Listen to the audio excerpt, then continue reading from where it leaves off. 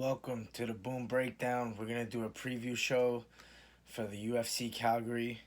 I'm here taking my terps, starting off the day right with the CBDs. What else is new?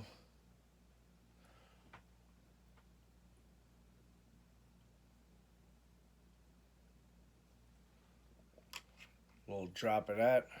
And we're all set to fucking go. A little cup of coffee. Boom, baby. So, this is a great card for free, especially, man. This is awesome. We got three crazy good fights at the top of the card. Alvarez, Porier, Aldo Stevens, Joanna, and Tisha Torres. All pretty significant, important fights for the divisions. We'll start at the top, man, with Eddie Alvarez and Dustin Poirier. They had their first fight. That fight was going amazing. Really exciting fight, back and forth. Both guys getting hurt in the fight pretty much. Yeah, I would say Dustin Poirier was getting the better of Eddie Alvarez in the beginning of that fight, picking him apart with crisp boxing, good movement, good angles and stuff like that. And it seemed like, Eddie Alvarez was getting a little bit of a slower start. But it's tricky, man. When you're fighting a guy for a second time, you got to understand the whole entire scenario that goes into it. I mean, you got a guy in Eddie Alvarez who knows that he was getting picked apart and he was losing the technical battle early on.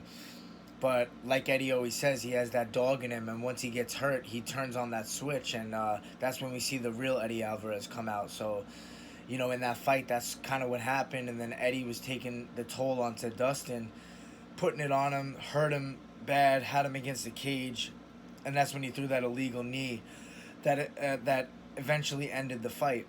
Which I go back and watch that knee, and I think to myself, I'm not quite sure if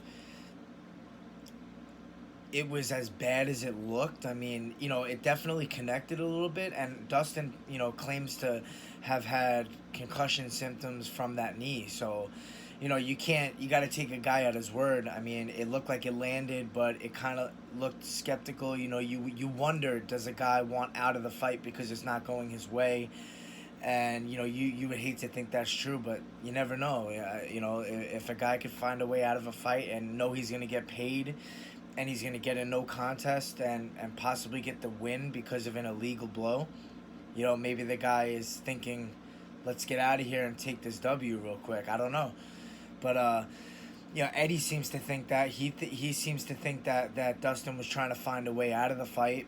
And, that could be true. But if he's a fighter and he's really trying to get in there and win, I doubt that. But, we'll see. But, this is an interesting fight, because if that is true, then Dustin's going into this fight knowing that he's going against a guy that has no quit pretty much, and if you hurt him, he's gonna get better in the fight. He's gonna come at you even harder. So Dustin has to be on his P's and Q's, keep his movement, keep his angles, use his range. He's a rangy southpaw. He's really crisp with his striking, his boxing, and he's really come into his own. In the last three fights, he's looked really sharp. He's looked better every fight. So if he can keep his momentum going against Eddie Alvarez, he could have a really good success like he did in the first fight, and just has to keep it going pretty much until he finishes him, which is really hard to do, or until he can get that clear-cut decision. Eddie Alvarez, on the other hand, has said he started slow in that fight. Maybe he needs to get a little better of a warm-up and come into this fight a little fresher right off the get-go, put the pressure on Poirier, and make him fold, but even a little bit quicker. I think if Alvarez could start strong and really put that forward pressure on Dustin and mix up the strikes to the takedowns, change the levels up, and put that pressure on him, he can have a lot of success as well. Obviously Eddie Alvarez's last fight with Gaethje was one of the best fights of the year, and man, that guy's just a savage. Takes a lot of damage and gives even more damage in the process. So it's such an exciting fight to see these two guys. I mean, to see the first fight and see what they were able to deliver for as long as it went, it just makes this fight even more exciting. Just to see how they react to it and see the changes they can make going into this fight, which may not be crazy amount of difference, but there's little things that you can take from sharing the octagon with somebody and bring it into the next bout. So I'm interested to see that and see how this unfolds differently from the first time. But ultimately, my pick is going to be Eddie Alvarez, and I'm going to say Eddie Alvarez because I feel like the fight will go similar to the first fight, where Dustin will start off pretty strong and landing the better shots and the more frequent shots. But overall, that dog comes out of Eddie Alvarez, and he's gonna put it on Poirier to the point where I think if one guy will break, it would be Poirier. I think the mental aspect of this game is really key, and I think Eddie Alvarez has that down. He's probably an expert at the mental game as far as breaking goes, and as far as, overcoming adversity and stuff like that. So ultimately, I'm going to go with Eddie Alvarez. I think he's going to get the job done. I think he's going to get a later TKO, but this time it's going to be legal blows. So hopefully we keep it legal this fight. But yeah, we'll go with Eddie Alvarez by TKO. Then we're moving on to Aldo and Stevens. And what a pivotal fight for the featherweight division. We got Aldo, who's hasn't fought in a non-title fight in a long time, and here he is fighting Stevens, who's a really hungry guy who's finally coming to his own, been in the UFC for so long. He's been putting on really good, exciting performances, but now he's on a different level. Now he's really put it all together.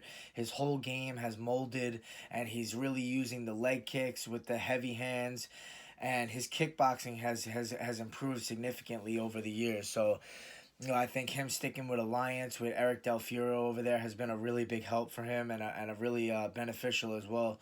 Well, Aldo, I'm interested to see how he rebounds and performs against a guy who's not really the biggest name, but a guy who's a killer, and who's willing to just get in your face and exchange, which Aldo seems to be willing to do that as well. I think Aldo's ego gets the best of him sometimes in these fights, and he likes to stand up with guys and throw heavy hands and leg kicks. And he's really good. He's looked really good. He's just fought guys who are just a little bit better, a little bit smarter, like Max Holloway, who's able to have a little bit higher of a fight IQ in there and put things together better than Aldo and find his timing and pick him apart slowly as the fight goes on. With Stevens, I don't think he has that same IQ and the same style as Holloway does, but he has a vicious style where his power is something else, man. If he clips you, there's no TKOs. He puts guys out. So you got to be really careful. If you're Aldo, you got to be on your bike. You got to have that movement going. You got to be throwing those leg kicks. Try to chew up Stevens' legs, slow him down a little bit early so that he can't reach you with those power shots. But with Stevens, I just think mentally he's got this momentum going behind him that he feels he's the best in the world now. He's put his time in. He's finally getting his shot. This fight is going to put him in title contention, maybe get him a title fight. We don't know what's going on with the division with Holloway. There's a lot of rumors going on with what's happened with him and his last process with the weight cut and the quote-unquote possible stroke and all that. And we really haven't cleared that up, so we don't know what's going on with the champion. Well wishes to him. Hopefully everything's smooth and we see him back at featherweight doing his thing, dominating the division and defending the title. But we don't know. We got Ortega waiting. See what happens in this fight. This is a big fight to see where things end up. It might be Ortega and Stevens or Ortega and Aldo fighting to see who can fight Max. We don't know how long he's out. So we'll see what happens. But ultimately, in this fight, we have a guy in Aldo who's kind of on the downhill spiral. I mean, he looks sharp in his fights. I'm not going to say he looks washed up or anything. He's still only 31 years old, but he's been in the game for so long, and that's the thing. He's put so many miles on, and Stevens is just on the uphill climb with the momentum that he has and the improvements that he's made in his fights coming up the last 3 fights. We've seen a better Stevens every time. A guy who is really confident in his finishing abilities and his ability to hurt guys and really put them away, So we'll see what happens in this fight. But ultimately, I got to go with Stevens just based off the momentum of the timing of things right now.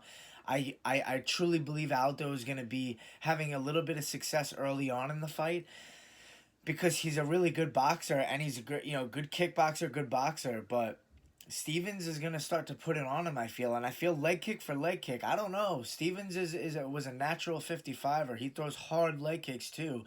And I think he can take him and he can give him. So overall, the power goes to Stevens. And if this fight ends up into a striking battle where Aldo starts to get in the pocket and exchange like he did with Holloway, which I think he will, I think Stevens is going to land that one shot that really hurts him and puts him down. And I could see Stevens finishing the fight on ground and pound, kind of similar to the Doo Choi fight. So I'm gonna go with Stevens by either KO or TKO in this fight, and I think he's gonna really make a big statement and be ready for that next title, contender fight or title fight. We'll see what happens. And then we got Joanna and Tisha Torres, and with Tisha, she's fought the champion, the current champion Rose before. I believe she's beat her, if I'm not mistaken. And Joanna really, in my opinion, she's facing the biggest battle is psychological sometimes, and I think she's facing that now. And her confidence was always at such an all-time high, being in her opponent's faces, and she still kind of did that with Tisha, got in her face at the weigh-ins, but it's a little different. In my opinion, my intuition's strong. I feel somebody who has been broken down a little bit, who's been humbled a little bit by Rose, which is nice, because I think Rose is a great person. She's really shown improved skills and deserves to be world champion, and has proved it twice. She beat Joanna twice. Now Joanna's trying to come back and show that she's still one of the best in the world, can get that rematch, that trilogy fight against Rose by putting on a really good performance against Tisha. Tisha's a short, stocky, strong, karate-style striker, but has good grappling skills as well. And in this fight, I feel like Tisha will probably want to get a hold of Joanna at some point, take her down, and overpower her on top, and that's a really hard task to do. I think Joanna has great takedown defense. She's really good fighting, backing up and moving and striking at the same time. And she has to keep this fight at range. She has a little bit longer range. She has a little bit more crisp striking and Muay Thai.